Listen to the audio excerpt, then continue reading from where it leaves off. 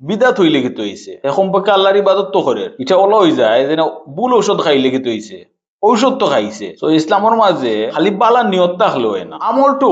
কুরআন হাদিস মোতাবিক হইতে হয় বহুত মানুষে শুনবা দলিল হিসাবে ইউজ করবা যেন নবী সাল্লাল্লাহু আলাইহি সাল্লাম কইছেন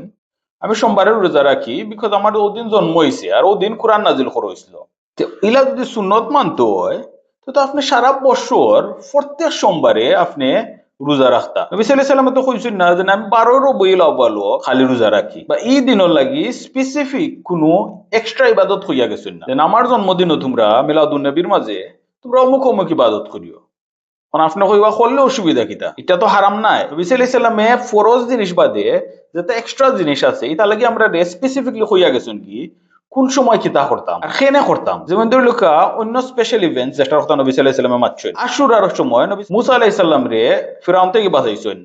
ওটা লাগি কইছেন এই দিন রোজা রাখবার লাগি লাইলাতুল কদরের মাঝে আল্লাহ কুরআন নাজিল করছেন এই রাত কইছেন বেশি বেশি ইবাদত করতা রমাদান বাদে শাওয়ালও কইছেন 6 দিন যারা রোজা রাখবা এরা এক বছরের নেকি দইব দুলহিজ্জার পয়লা 10 দিন ইবাদত করবার লাগি কইছেন রোজা রাখবার লাগি কইছেন প্রত্যেক ফ্রাইডেজ শুক্রবারে জুম্মাবারে কইছেন বেশি বেশি নবী সাল্লাল্লাহু আলাইহি সাল্লামের কাছে দুরূদ পাঠাইতা সো যেটা স্পেশাল ডেজ আছে আদার দেন দ্য ফরাইদ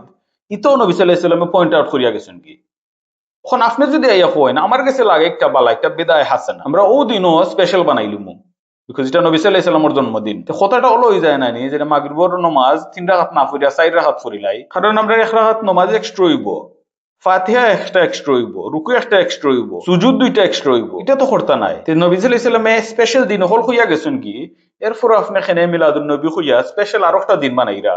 এটা নবী সাল্লাল্লাহু আলাইহি সাল্লামে করছেন না